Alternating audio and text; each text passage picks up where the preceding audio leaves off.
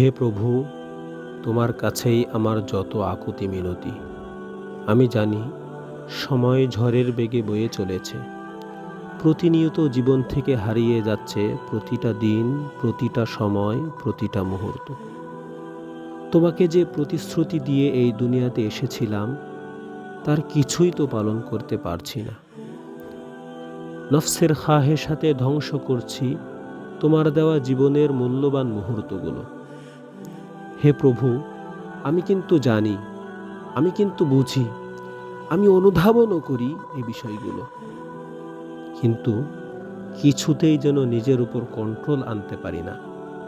ইয়া আল্লাহ, এটা কেন হয় তাও আমি জানি। এটার কারণ হলো নফসের গোলামি।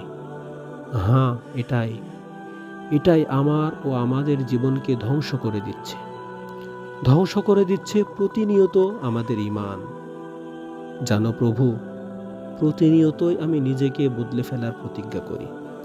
নিজেকে বলি, হে নফস, তোমার গোলামি আর করব না, নষ্ট করব না তোমার মোহে আমার জীবন।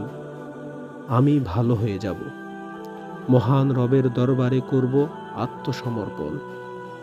আমি আমার রবের প্রেমে জীবনকে ভরিয়ে নেব, মুছে ফেলব জীবনের আঁকা কালিমাগুলো, দুমড়িয়ে মুচড়িয়ে ভেঙে ফেলব নফসের সমস্ত খাহেসাতকে।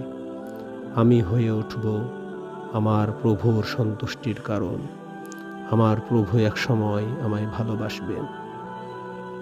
কিন্তু আবার আমি ভুলে যাই, পড়ে যায় শয়তানের ফাঁদে।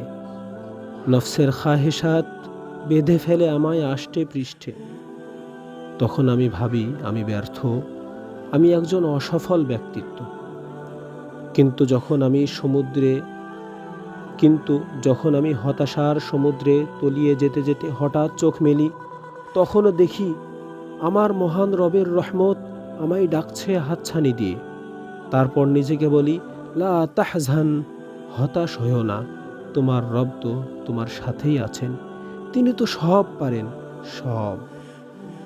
তুমি শুধু পাপের রঙিন চাদর ছেড়ে এক পা খোদার দিকে এগিয়ে চলো, দেখবে তিনি তোমায় পথ দেখাবেন।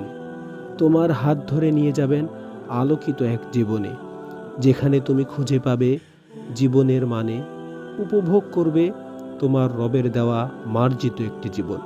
তুমি খুঁজে পাবে একটি সুখময় জীবনের সন্ধান, ইনশাআল্লাহ।